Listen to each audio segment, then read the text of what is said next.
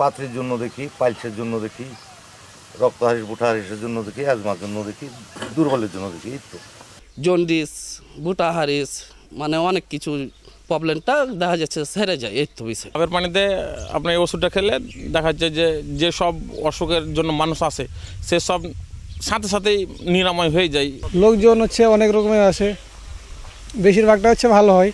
ডাবটা কেন লিয়েছে, ওই যে পাথরের জন্য বলে ডাবটা মানে একটা ওষুধ দেয়, তো ওই ডাবের পানি দিয়ে ওষুধটা খাইতে হয়।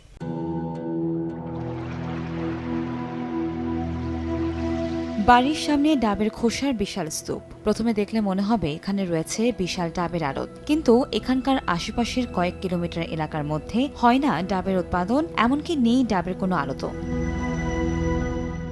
চাঁপাইনবাবগঞ্জের নাচর উপজেলার নিজামপুর ইউনিয়নের ধরইল দিঘিপাড়া গ্রামের ডাব বাবা খ্যাত চিকিৎসক আমিন কর্মকারের বাড়ির সামনের চিত্র এটি। গত কয়েক মাস ধরে ডাবের পানি পড়া দিয়ে বিভিন্ন রোগের চিকিৎসা করানোর পর বাড়ির উঠানে জমা হয়েছে এসব ডাবের খোসা।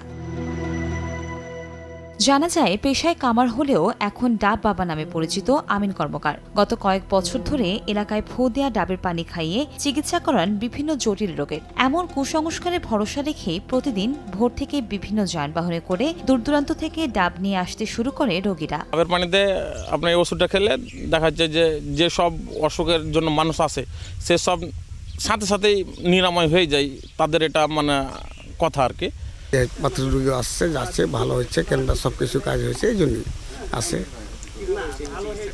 এই ডাবের পানি খাওয়াই আর ওষুধ দিয়ে খেয়ে দেয়। এখানে বহুত দিন ধরে এইসব চিকিৎসা চলে, তো এখানে পাথরির পেটে পাথরি হলে এসবের জন্য এখানে রোগী আসে। লোকজন অনেক রকমের আসে, বেশিরভাগটা ভালো হয়, মানে 95% রোগী ভালো হয় এখানে। ডাবটা কেন লিয়েছে, ওই যে পাথরের জন্য বলে ডাবটা মানে একটা ওষুধ দেয়, তো ওই ডাবের পানি দিয়ে ওষুধটা খাইতে হয়। হ্যাঁ, অতি থেকে মানে বেলে ডাবের পাথরটা বেলে পড়ে, এটাই আমি জানি, শুনেছি। কতটা যে সত্য মিথ্যা পাবা আমি বলতে পারবো না। কামার থেকে চিকিৎসক হওয়া আমিন কর্মকার এই অপচিকিৎসা করেই সরকারি খাস জমিতে গড়ে তুলেছেন আলিশান বাড়ি। তবে তার দাবি ফু দিয়ে নয়, ডাবের পানির সঙ্গে গাছগাছড়া দিয়ে করেন চিকিৎসা, কিন্তু তা দেখতে চাইলে না দেখিয়ে চলে যান তিনি।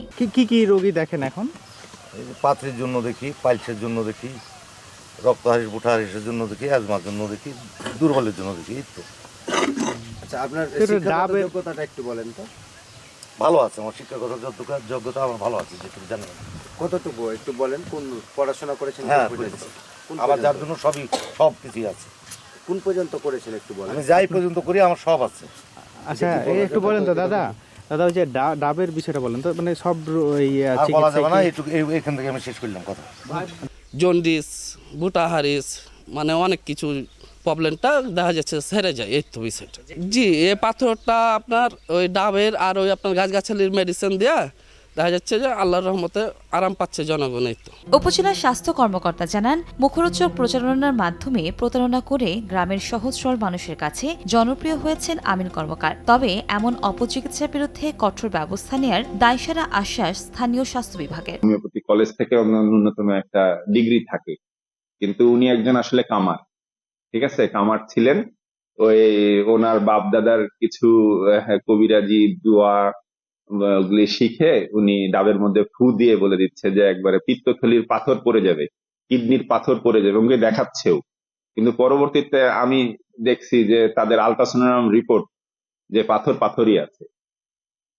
এগুলি ভিত্তিহীন, সম্পূর্ণ ভিত্তিহীন। আমরা এই অবৈজ্ঞানিক পদ্ধতিতে যে চিকিৎসাগুলো তারা করছে, তারা এই যাতে নির্মূল করার জন্য যতটুকু পদক্ষেপ নেওয়া উচিত সেই পদক্ষেপটুকু আমার ঊর্ধ্বতন কর্তৃপক্ষের মাধ্যমে আমি অনুরোধ করব তাদের কাছে।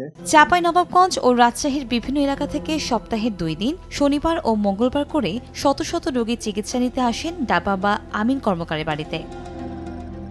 সময় সংবাদ, চাঁপাইনবাবগঞ্জ।